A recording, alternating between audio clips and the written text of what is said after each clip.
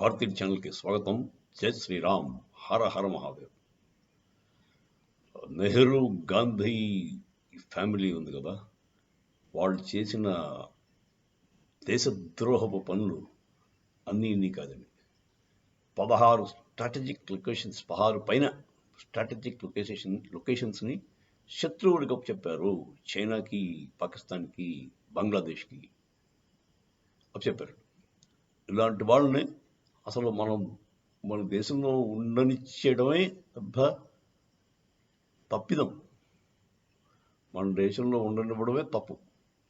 అలాంటిది వాళ్ళు ఇంకా వాళ్ళని రాచర మర్యాదలతో వాళ్ళని కొలుస్తూ, వాళ్ళని మళ్ళీ ఎలక్షన్ కంటెస్ట్ చేయనిస్తూ ఉన్నామంటే మన టాలరెన్స్ యొక్క పరాకాష్ట అని చెప్పుకోవాలి. మన హిందూ టాలరెన్స్ విపరీతమైన టాలరెన్స్. ఇప్పటికైనా ఒక పబ్లిక్ ఇంట్రెస్ట్ లిటిగేషన్ ఎవరైనా వేసి సుప్రీంకోర్టులోకి వెళ్ళి, వీళ్ళు ఇన్ని ఘాతకాలు చేశారు, మన దేశద్రోహానికి ఇన్నిసార్లు ప్రయత్నించారు, ఇప్పటికీ ప్రయత్నిస్తున్నారు. ఇప్పుడు రాహుల్ గాంధీ అనేది మీకు అర్థమవుతుందా? అదే వెల్త్ డిస్ట్రిబ్యూషన్, రీడిస్ట్రిబ్యూషన్ అంటున్నాడు కదా, ఎంత ప్రమాదకరమో మీకు తెలుసా? అది దానివల్ల ఎన్ని దేశాలు నాశనం అయిపోయాయో మీకు తెలుసా? ఇదే భావజాలంతో ఇది ఎక్స్ట్రీమ్ కమ్యూనిస్ట్ పాలసీ అండి. ఇది వెనిజులా వాడు ట్రై చేశాడు, తర్వాత జింబాబ్వే వాడు ట్రై చేశాడు. జింబాబ్వేలో ఏమైందంటే ఎంత భయంకరమైన ఇన్ఫ్లేషన్ అంటే, పర్సంటేజ్ ఆఫ్ ఇన్ఫ్లేషన్ లక్షల % ఇన్ఫ్లేషన్. అంటే రోజుకి నాక్ ఆఫ్ 10 అంటాడు, పేపర్లో అనౌన్స్మెంట్ వస్తున్నమాట. ఇవాళ 10 రూపాయలు 1 రూపాయి అయిపోయింది. అలా నెక్స్ట్ డే ఇవాళ 100 రూపాయలు 1 రూపాయి అయిపోయింది, నాక్ ఆఫ్ 2 zeros అంటాడు. వాళ్ళ నోట్లు ఎంత వాల్యూ ఉంటాయో తెలుసండి. ఒక్కొక్కడికి 10 లక్షల నోట్లు ఉంటుంది, ఒక 10 లక్షల రూపాయల నోటు ఉంటుంది వాళ్ళకి. అంటే మనుషులంతా రిచ్ అక్కడ. కాకపోతే అది ఎందుకు పనిచేయదండి. ఆ 10 లక్షలు పెట్టుకెళ్తే మీకు ఒక రోజు సరిపడ్డ భోజనం రాదు.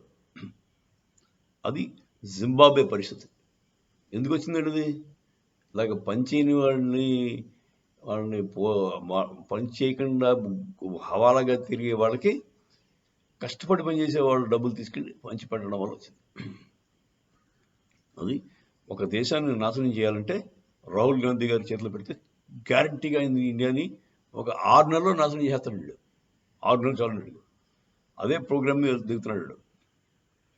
సో మీరు అత్యంత జాగ్రత్తగా ఉండాల్సిన అవసరం ఎంతైనా ఉంది.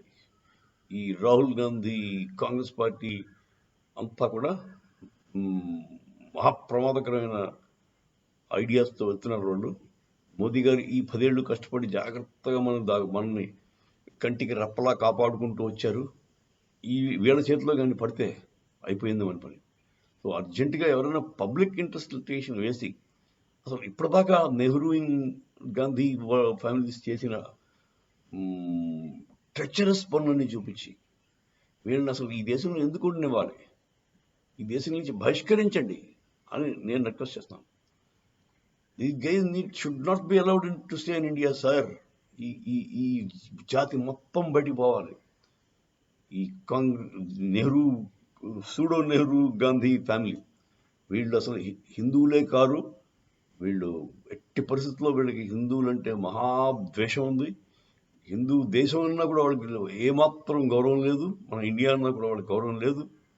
వాళ్ళని అర్జెంటుగా బయటికి పంపించాల్సిన అవసరం ఎంతైనా ఉందని నేను అనుకుంటున్నాను. మీరేమంటారు చెప్పండి. సహకరించండి, వీడియోని వైరల్ చేయండి. ఇది చాలా ఇంపార్టెంట్ అండి. నెహ్రూ 16 పైచిలకు స్ట్రాటజిక్ లొకేషన్స్ చేతులో వదిలేసుకున్నాడు. క్లాసిక్ ఎగ్జాంపుల్స్ మీకు చెప్తాను. బలూచిస్తాన్ ఖాన్ ఆఫ్ కరాట్ అనేవాడు, అతను నెహ్రూని నమ్మాడు. నాకు జిన్నా అంటే భయం, ఆవిడ పడదు, నేను మీతో కలుస్తానని చెప్పి రిక్వెస్ట్ చేశాడు. వాడు ఒక లెటర్ రాసే పాపం రాస్తే, ఆ లెటర్ని ఆల్ ఇండియా రేడియోలో సీక్రెట్ లెటర్ అని పాపం అతను సీక్రెట్గా లెటర్ రాశారు నెహ్రూకి. అది అప్పుడు నెహ్రూ గడును వాడు కృష్ణమీన కూడా ఉండేవాడు. వాడు దొంగ పార్ట్నర్, దొంగతనంలో చేసేటప్పుడు పార్ట్నర్. వాడు ఈ అమ్మాయిని సప్లై చేసేవాడు అంటారు నెహ్రూకి. వాడు ఒక బ్రోకర్. వాడేమో ఏకంగా ఆల్ ఇండియా రేడియోలో వాళ్ళ సీక్రెట్ లెటర్ అనౌన్స్ చేశాడు. దాంతో ఖాన్ ఆఫ్ కరాట్ని పాపం పాకిస్తానీ ఆర్మీ వాళ్ళు ఎత్తుకెళ్ళిపోయారు. వాళ్ళ ఫ్యామిలీ ఎత్తుకుపోయి వాడిని బలవంతంగా సంతకాలు పెట్టించారు. అది అలా పోయింది. ఇప్పుడు ఖైబర్ పఖ్తూన్ఖ్వా, అది కరెక్ట్ ఎంత స్ట్రాటజిక్ లొకేషన్ అండి. అది ఇక్కడ ఇండియాకి, అక్కడ ఒక పక్కన ఆఫ్ఘనిస్తాన్, ఒక పక్కన పాకిస్తాన్, అంతటికి ఇరాన్ కలిపే కారిడార్. ఇప్పుడు ఆ ఖైబర్ పఖ్తూన్ఖ్వా మన దగ్గర ఉండుంటే, అంటే పఠాన్లో వాళ్ళు చాలా మంచివాళ్ళు, పాపం చాలా నిజాయితీ గల మనుషులు, మాట మీద నిలబడే వాళ్ళు, చాలా మంచివాళ్ళు. అలాంటి పఠాన్లు అతను ఫ్రంటియర్ గాంధీ అని ఖాన్ అబ్దుల్ గఫర్ ఖాన్ 6.5 వ్యక్తులు ఉండేవాడు. 6.5-7 అడుగులు పొడుగు ఉండేవాడు ఆయన గాంధీ గారి వెనకాలే ఉండేవాడు. గాంధీ అంటే అతనికి విపరీతమైన ప్రేమ, పాపం ఎప్పుడూ గాంధీ గారి వెనకాలే ఉండేవాడు. అలాంటి మనిషి ఆయన్ని ఫ్రంటియర్ గాంధీ అన్నారు. అతను రిక్వెస్ట్ చేశాడు, బతిమాలుకున్నాడు గాంధీని నెహ్రూని. ఏమని, బాబు మేము మీతోనే ఉంటాం అంటే, లేదు మీరు సాయిబులు, వాళ్ళ వైపే ఉండాలని చెప్పేసి బలవంతంగా వచ్చాడు నెహ్రూ గారు. అది ఎంత స్ట్రాటజిక్ లొకేషన్. అది ఇప్పుడు మన చేతిలో ఉండుంటే మనకి ఈ ఆఫ్ఘనిస్తాన్ వెళ్ళడానికి పాకిస్తాన్తో పని ఉండేది కాదు, డైరెక్ట్గా మనం లారీలు వెళ్ళిపోయేది. అలాంటి స్ట్రాటజిక్ లొకేషన్ని కావాలని వదులుకున్నాడు. పాపం అతను ఏమన్నాడు తెలుసా అండి, ఖాన్ అబ్దుల్ గఫర్ ఖాన్, భేడియోం కా హవాలా కర్ దియా అన్నాడు. హమ్కో భేడియోం కా హవాలా కర్ దియా గాంధీ నెహ్రూని అన్నాడు. అంటే భేడియో అంటే తోడేళ్ళకి అప్పచెప్పేశారు మమ్మల్ని. అలాగే జరిగిందండి. పాపం ఆయన్ని హౌస్ అరెస్ట్ చేశారు, చచ్చిపోయిన దాకా అరెస్ట్లోనే ఉన్నాడు. మహాత్ముడు అండి. సో ఇలాంటి ఇంకోటి బలూచిస్తాన్ మనకుంటే, ఇప్పుడు ఖాబార్ పోర్ట్ మన దగ్గర ఉంది. ఇప్పుడు గ్వాదర్ పోర్ట్ దాకా వెళ్ళక్కర్లేదు. సో మనకి ఒక ఎక్స్ట్రాడినరీ చంక్ ఆఫ్ ల్యాండ్ వదిలేసాడు. దాంట్లో మినరల్ రిచ్, పాపులేషన్ డెన్సిటీ చాలా తక్కువ ఉండాలి, తక్కువ మంది మనుషులు, ఎక్కువ దేశం, తర్వాత ఫుల్ ఆఫ్ గోల్డ్, కాపరు అన్ని దొరికే దేశం ఉండదు, ఫుల్ రిచ్ దేశం వదిలేసినాడు నెహ్రూ. ఎందుకు? వాడు కానపరాడు బాబు, వస్తాను బాబు మీతో ఉంటానని బతిమనుకున్నా సరే. ఎందుకంటే ఏమో అది వాడి ఉద్దేశం. He is not a Hindu, he hates India, he wanted to break India. వాడు చచ్చేలోపు మొత్తం నాశనం చేద్దాం అనుకున్నాడు, అవ్వలేదు బాబు. ఎందుకు? ఏకైక కారణం మన సర్దార్ వల్లభాయ్ పటేల్ గారు. గుజరాతీ వాళ్ళని ఏడుస్తారు కదా, మన గుజరాతీ వాళ్ళే వల్ల ఇప్పుడు బతికున్నాండే. ఒక గుజరాతీ పటేల్ గారు, ఆయన రక్షించాడు ఆ టైంలో.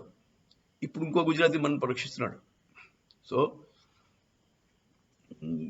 ఈ చాలా జాగ్రత్తగా ఆలోచించవలసిన విషయం అది. ఇంకా ఇందిరాగాంధీ ఆవిడ చేసిన దాన ధర్మాలు చూడండి. ఆవిడ కోకో ఐలాండ్స్ అని ఎక్సలెంట్ ఐలాండ్స్ అండి. కోకో ఐలాండ్స్ మన చేతిలో ఎప్పుడు ఉంటే టూరిజంలోనే వచ్చే డబ్బులు. మలేషియా అంతటికి యాక్సెస్ చాలా దగ్గరండి, మలేషియాకి, సౌత్ ఈస్ట్ ఏషియాకి. సో ఆ కోకో ఐలాండ్ని ఈ బర్మాకి ఇచ్చేసింది. అసలు యాక్చువల్గా Burma wanted to join India, Myanmar wanted to be part of India, అది కూడా వదిలేసుకున్నాడు. వాళ్ళు ప్రాబ్లమాటిక్ పీపుల్ అనుకుని పక్కన పోతే పోయారు. ఓకే, బర్మీస్ స్లైట్లీ ప్రాబ్లమాటిక్, వాళ్ళు కొంచెం వైలెన్స్ ఎక్కువ, గోల్ ఎక్కువ. సరే, వాళ్ళే పడుతున్నారు అందుకోసం. ఇంకోటి మెయిన్ థింగ్ టిబెట్ అండి. Tibet excellent piece of land, పెద్ద మనకి మన మానసరోవరం, కైలాసం, మన శివుడు ప్రదేశం అండి, మన శివుడు ఉన్న ఊరండి. శివుడు నిజంగా ఉంటాడండి కైలాసంలో, కైలాసవాస. ఎప్పటి నుంచి అంటున్నాం మనం. ఆ శివుడు ఉన్న ప్లేస్ని వదిలేసుకున్నాం. ఎంత నీచం అండి. టిబెత్ మనలో ఉండుంటే ఈ పాటికి ఎక్కడ ఉండేది? మన చైనా కంటే పెద్ద దేశం ఉండేది. కొంత పెద్ద chunk of land, extremely peace loving people. కానీ వాడొస్తే తాట తీస్తారు. ఎవరు? Tibetan monks. వాళ్ళని నాశనం చేశారండి. చైనా వాడు వచ్చి 10 లక్షల మంది ఉత్తునే చంపేశాడు. ఎదురు తిరిగిన వాళ్ళని చంపేశారు. తర్వాత టిబెటియన్ మొనాస్ట్రీ దాన్ని ధ్వంసం చేశాడు. 6,000 మొనాస్ట్రీస్ ధ్వంసం చేసి పాడేది చేయలేదు అనుకుంటాను. ఫిజికల్ స్ట్రక్చర్స్ ఉన్నాయి, అండ్ ఫంక్షనాలిటీ లేదు. సో ఇదండి మన మన నెహ్రూ గారు చేసిన భయంకరమైన ట్రెచరస్ తప్పిదాలు కాదండి. దిస్ ఆర్ నాట్ వాంటన్లీ చేసిన ఇండియాని ముంచుదాం, ఇండియాని ఎందుకు పనికిరాకుండా ఎదగకుండా చేద్దాం అన్న ఏకైక ఉద్దేశంతో చేసిన పని. వాడు ఐ థింక్ హీ వాజ్, అంటే మన వాళ్ళ మాస్టర్స్ ఉండేవారు కదా, mount bottom and his wife, lord mount bottom and his wife, వాళ్ళిద్దరూ కలిసి ఇతనికి ఇన్స్ట్రక్షన్స్ ఇచ్చేవారు వాళ్ళు, బ్రిటిష్ వాళ్ళ ద్వారా, బ్రిటిష్ గవర్నమెంట్ ద్వారా. ఈ ఇన్స్ట్రక్షన్స్ ఎలా ఇచ్చేవారంటే, ఇలా ఇది తీసుకుంటే నీకు స్ట్రాటజిక్గా India will become very fast growing country. ఎందుకంటే ట్రేడ్ రూట్స్ మనకి అన్ని కట్ చేశారండి, లెఫ్ట్ అండ్ రైట్. మనకు చేతులు 2 కోసేశారండి. ఆ చేతులు 2 కోసేస్తే మీరు యుద్ధాలనే చేస్తారు. ఎప్పటికైనా మళ్ళీ బాబు మీరే మాకు దిక్కు అని చెప్పి బ్రిటిష్ వాళ్ళ దగ్గరికి వస్తారు వీళ్ళని చెప్పి వాళ్ళ ఉద్దేశం. లేదంటే మనకి చౌకగా గుమాస్తాలు దొరుకుతారు, చౌకగా బ్రిటిష్ వాళ్ళకి అమెరికా వాళ్ళకి గుమస్తాలు దొరుకుతారు అని చెప్పి వాళ్ళ ప్లాన్ అండి. That was, and they succeeded. 70 ఏళ్ళు సక్సీడ్ అయ్యారు. ఆ తర్వాత కూడా వచ్చాడండి మొండివాడు, అతను వచ్చాడండి. దానివల్ల మార్పులు జరుగుతున్నాయి. అది భరించలేకపోతున్నాడు. ఇప్పుడు మళ్ళీ మన రాజరికాన్ని తీసుకెళ్దామని చెప్పి గట్టి ప్రయత్నాలు చేసుకుంటున్నాడు రాహుల్ గాంధీ. రాహుల్ గాంధీ పప్పుగాడండి. రాహుల్ గాంధీ ప్రమాదకరమైన మనిషి. Rahul Gandhi is a treacherous guy. 2011లో కూడా ఒక చంక్ ఆఫ్ ల్యాండ్ని మన వాళ్ళు, స్ట్రాటజిక్ చంక్ ఆఫ్ ల్యాండ్, అది సోనియా గాంధీ అండ్ మన్మోహన్ సింగ్ గారు చైనాకి దరదత్తం చేద్దాం ట్రై చేస్తే మన army chief general V K Singh ఆయన కరాఖండిగా చెప్పాడు, నీకు పరిపాలన చేసుకుందామంటే సరిగ్గా చేసుకో, లేదు నీకు మిలిటరీ జోలికి ఇలాంటి స్ట్రాటజిక్ లొకేషన్స్ దగ్గరికి వస్తే బాగుండదు, నీ చెప్పినట్టు మేము వినం, నెక్స్ట్ నువ్వు ఫోర్స్ చేస్తే నీ గవర్నమెంట్నే మేము టాపుల్ చేయడానికి రెడీగా ఉన్నాం అని చెప్పి అతను బెదిరించాడు. మిలిటరీ కూ అవడానికి ఒక చిన్న అవకాశం వచ్చిందండి అండర్ జనరల్ వికే సింగ్. అందుకే ఇప్పుడు జనరల్ వికే సింగ్ గారికి అంత పెద్ద పీట వేశారండి బీజేపీ వాళ్ళు ఏం ఊరికే ఇవ్వలేదండి అతనికి. 2 మినిస్ట్రీలు ఇచ్చారు. డిఫెన్స్ మినిస్ట్రీ కాదు, సమ్ అదర్ మినిస్ట్రీ ఆయనకి ఇచ్చారు. ఆయనకు మంచి ఆదరణ ఇచ్చారు, పెద్ద పీట ఇచ్చారు, పీటేశారు. అది సింపుల్ రీజన్, అతను చేసిన అంటే వీరోచితమైన కార్యం కోసం చేసినందువల్ల ఆయనకి అంత అభిమానం దక్కింది బీజేపీ పార్టీలో. సో ఇప్పటికైనా అర్థం చేసుకోండి, ఒక దేశ భక్తి కలిగిన వాడు, దేశ శ్రేయస్సు కోరిన వాడు రాజ్యం వెళ్తే ఎలా ఉంటుంది, దేశాన్ని ధ్వంసం చేద్దాం అనుకునేవాడు, పరదేశాలకి కట్టుబెడదాం అనుకునేవాడు వాడు చేస్తే ఎలా ఉంటుంది. అప్పటికే 2008లోనే వీళ్ళకి అగ్రిమెంట్ జరిగిపోయిందండి, చైనాకిను కాంగ్రెస్ పార్టీ ఆఫ్ ఇండియాకిను ఎంఓఈ జరిగింది. ఆ ఎంఓఈ ఏమిటి అసలు? Why is the supreme court keeping quiet about it? Supreme court అన్ని చిన్న విషయాల్లో సుమోటో యాక్షన్ వచ్చేస్తుంది. ఆ ఎంఓఈ బయటకు తీసేమనండి. Why doesn't supreme court call for MOU should be brought out అని చెప్పి ఎందుకు అడగట్లేదు? ఎలా ఇంత దేశద్రోహాలు చేసి ఎలా బట్టకట్టేసి బతికేస్తున్నారు వీళ్ళు? ఇప్పటికీ కొనసాగిపోతుంది ఏంటి నాకు ఇంకా అర్థం కాదండి. తర్వాత Rahul Gandhi is the main accused in one of the game rape case అండి. చిన్న పిల్లల పాపం అమాయకంగా నమ్మి ఏదో మీ కాంగ్రెస్ నాయకుడు కూతురండి ఆవిడ పేరు పాపం సుకన్య సింగ్, దేవి సింగ్. ఆవిడ ఏమైపోయింది? ఆవిడ తల్లిదండ్రులు ఏమైపోయారు? గ్యాంగ్ రేప్ గురి అయితే తల్లిదండ్రులు కూడా మాయ చేశారు.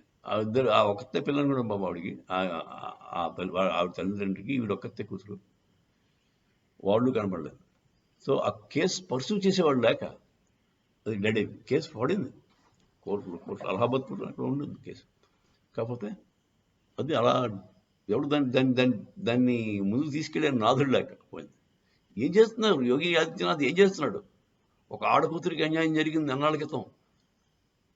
ఇప్పటికే వాడు వాడు వాడు దర్జాగా తిరుగుతున్నాడు. నా కొడుకు తిరగడమే కాదు, వాడు వాడు పెద్ద ప్రైమ్ మినిస్టర్ అయిపోదాన్ని చూస్తున్నాడు. ఏమిటండి ఇది అరాచకం? ఇంత అరాచకమా? ఇది ఎలా సహిస్తారు మీరంతా? నన్ను అడిగితే మన హిందువులు, మన భారతీయులందరూ కూడా ఏమాత్రం దేశభక్తి ఉన్న క్రైస్తవులైనా సరే, మహమ్మదీలైనా సరే, మహమ్మదీల్లో ఎందుకు లేరండి? మహాత్ములు ఉన్నారండి. మన అబ్దుల్ కలాం గారు క్లాసిక్ ఎగ్జాంపుల్. సో అందరూ ఇక్కట్టాయి, అందరూ ఒకటై అర్జెంటుగా కోర్టు ద్వారా వీళ్ళందరినీ సగౌరవంగా బయట పంపించడం మంచిదండి. ఇటలీకి వెళ్ళిపో మా తల్లి, నీతో మాకు పని లేదు. మహాతల్లి అంకాడమ్మ ఈ ఉరిమి పడిపోయే పూర్వం దేవతలు వాళ్ళు ఆకలేసినప్పుడు వాళ్ళు కూడా మనం పూజించాం. మొత్తం సహనం మంది రాక్షసులే దేవతల కింద భావించాం. ఈవిడికి కూడా ఒక పేరు పెట్టి, తల్లి నీ పనులు చూసుకో, నీ కొడుకు నువ్వు ఎక్కడో హ్యాపీగా ఉండండి, అంతేగాని మా దేశంలో ఉండడానికి మీరు వీల్లేదు అని నా ఉద్దేశం. ఎవరు చెప్తారు? Who will bell the cat? మేధావులు ఉన్నారు, లాయర్లు ఉన్నారు, ఇంతమంది ఎందుకు రావట్లేదు ముందుకి? కోర్టులు సుమోటో ఎందుకు తీసుకోవట్లేదు యాక్షన్? వాళ్ళు చేసిన 1-2 తప్పిదాలు కావండి, ఇప్పటికీ వాళ్ళ తాత ముత్తాతల నుంచి జరుగుతూనే ఉన్నాయి. ఇందిరాగాంధీ చేసిన తప్పులేంటి? రాహుల్ గాంధీ అదే వాడు నెహ్రూ చేసిన ఎన్ని ఘోరాలు, ఇందిరాగాంధీ చేసిన ఎన్ని తప్పులు కావు, వాళ్ళు treacherous activities. Indira Gandhi inheritance tax పెట్టిందండి, అది రాజీవ్ గాంధీ వచ్చాక తీసాడు. ఎందుకంటే ఆ ఇన్హెరిటెన్స్ ట్యాక్స్లో అతనికి బోర్డు కూడా పోతాయి. ఆయన ఇన్హెరిట్ చేసిన బోర్డు ప్రాపర్టీ సగం ఇండియా వాళ్ళ దగ్గర ఉంది. ఆ టైంలో ఇందిరమ్మ దగ్గర సగం చాలా ప్రాపర్టీ సంపాదించిందండి. ఆ ప్రాపర్టీ అంతా ట్యాక్స్ కట్టాలంటే మొత్తం సగం ప్రాపర్టీ పోతుంది. అందుకోసం రాజీవ్ గాంధీ అది తీసాడు, సొంత ఇంటికి వచ్చాడు. సో అర్జెంటుగా somebody file a bill, first bill. What is Rahul Gandhi's involvement in Sukanya Devi's gang rape? First, we should get to know. Second bill, what is the MOU? China party, Communist party, Congress party, MOU copy nakal కావాలి మాకు తెప్పించు. ఏం రాశారు అంటే మా ఇండియాలో మొత్తం కాశ్మీర్ అంతా రాసిచ్చేస్తాన్నారా? ఇది చూడాలి, తెలుసుకోవాలి కదా మనం. నెక్స్ట్ వాడు పొలిటికల్ అంబిషన్ ఉంది, పార్టీ గెలుద్దాం అనుకుంటున్నప్పుడు వాడు డిస్క్లోజ్ చేయాల్సిన అవసరం అంతేనా ఉంది. వాడు ఏం రాసుకున్నాడు? వాళ్ళు శత్రువులతో వాడు ఒప్పందాలు ఏంటి? ఇదండి మట్టు చాలా బాధాకరంగా ఉంది ఇలాంటివి చెప్పడానికి. అర్జెంటుగా మీరు అంత స్పందించండి. కొంచెం ఎవరికైనా సత్తా ఉంటే లాయర్స్ కానీ పిల్స్ వేయండి కాంగ్రెస్ మీద. అంటే ప్రమాదం అది. వాళ్ళు లేపేస్తారు, చాలా మంది చంపేశారు పాపం. దీన్ దయాళ్ ఉపాధ్యాయ ఆయన్ని రైల్వే స్టేషన్, అక్కడ మొఘల్ సరాయ్ రైల్వే స్టేషన్లో కర్రతో కూడా చంపేశారండి. చిన్న మనిషి పాప, 5 అడుగులు 3 అడుగుల నుంచి అంగుడు కూడా ఉంటాడు, 5 అడుగులు 3 అంగుళాలు ఉంటాడు, అల్పంగా ఉంటాడు, బ్రాహ్మడు. 4 కట్టలు అతను మొత్తం ప్రాపర్టీ ఒక చిన్న పాకలో ఒక 4 జతల బట్టలు, కట్టలు కాగితాలు. అతను మొత్తం జీవితం అంతా ఆర్జించింది అది. కానీ అతను ఒక్క మీటింగ్ ఆర్గనైజ్ చేస్తే ఆ రోజుల్లో గాంధీ గారి కంటే ఎక్కువ మంది వచ్చేవారు స్వచ్ఛందంగా. గాంధీ గారి మీటింగ్లకి, నెహ్రూ గారి మీటింగ్లకి అంటే కూడా ఈయన ఆర్గనైజ్ చేస్తూ వచ్చారట. ఎవరు మన దీన్ దయాళ్ ఉపాధ్యాయ, డిడి ఉపాధ్యాయ గారు. ఆయన్ని నలుగురు మనుషులు వచ్చి రైల్వే స్టేషన్ రైల్లో వెళ్తున్నాడు. అసలు స్టేషన్లో బండి ఆగింది, మొఘల్స్ రాయలు. అక్కడ ఘోరంగా చంపేశారు. చంపినవాడు దొరకలేదు, వాడు ఎవడో తిరిగి. సో పొలిటికల్ మర్డర్ నెహ్రూ చేయించాడు. పాపం అంబేద్కర్ అంటారు దొంగ నా కొడుకు. ఇప్పుడు కాంగ్రెస్ వాడు అంబేద్కర్ ఎలా చేసిపోయాడు అడుగు తెలియదండి. That is also political killing. That's all they say. Shyama Prasad Mukherjee గారు మీకు తెలుసు కదా, ఎలా చేసిపోయారు, జైల్లో చంపించేశారు. ఆయన పాపం కాశ్మీర్ తీసుకుంటే వద్దని చెప్పి యుద్ధం చేయడానికి వెళ్ళాడు కాశ్మీర్కి, జైల్లో పెట్టారు. జైల్లో అతనికి బోర్డు పాపం ఏదో ఇబ్బందులు ఉండే ఆయనకి, ఒంట్లో ప్రాబ్లమ్స్, మెడికల్ ఇష్యూస్. ఆయన కూడా ఆయనకి జైల్లో పెట్టి మిగతా వాళ్ళలో చూసి చంపారు. సో నెహ్రూ వల్ల దేశభక్తులు ఎంతమందో పోయారు. సర్దార్ వల్లభాయ్ పటేల్ ఎలా పోయాడో కొంచెం సస్పీషియస్. ఆర్టికల్ 30 అనేది ఇంట్రడ్యూస్ చేద్దాం అనుకుంటే సర్దార్ వల్లభాయ్ పటేల్ అపోజిషన్ చేస్తే ఏమైనా ఇంకో మాట అడగడం, నువ్వు కానీ ఈ ఆర్టికల్ ట్రై చేద్దామని పెడదామని చూస్తే నేను వేరే పార్టీ పెట్టుకుని బయటికి వెళ్ళిపోయి నేను ప్రొటెస్ట్ మాడతాను. సో అలా అన్న మనిషి వెంటనే వారంలో చచ్చిపోయాడు. పోయాక అతను మళ్ళీ ఆర్టికల్ 30 ఇంట్రడ్యూస్ అయిపోయింది. సో ఇవన్నీ చూస్తుంటే చాలా సస్పిషియస్గా ఉంటుంది. సో అవన్నీ పక్కన పెట్టండి. ఇప్పటికి మనం జరిగిపోయిన గత అయిపోయింది. ఇప్పుడు జరగవలసిన గురించి ఆలోచిద్దాం. ఈ బ్యాచ్ని, అంటే this family should not remain in India. వాళ్ళని అర్జెంటుగా దే షుడ్ బి బహిష్కరణ చేయాలి. They should be kicked out of this country. They have no place in this country. మనం అంటే మిగతా దేశాలు క్రూడ్ అయితే వాళ్ళని ఉరితీసేవాడు. మనం అలాంటి పనులు చేయము కనుక సగౌరవంగా మీ దేశానికి మీరు పొండు బాబు, ఇటలీ నుంచి వచ్చావు, నువ్వు వెళ్ళు అక్కడికి, హ్యాపీగా ఉండు. ఇప్పుడు తిందాం, నీ స్విస్ బ్యాంక్లో నీకు లక్షల కోట్లు ఉన్నాయి మాకు తెలుసు, వెళ్ళు పండుగ చేసుకో, జీవితాంతం నీ ఇంకో 10 తరాల దాకా బతుకు అని నా ఉద్దేశం. అలా సగౌరవంగా పంపించడం ఉత్తమం అని నా ఉద్దేశం అండి. మీరంతా ఏమంటారు చెప్పండి. జై శ్రీరామ్, హర హర మహాదేవ్.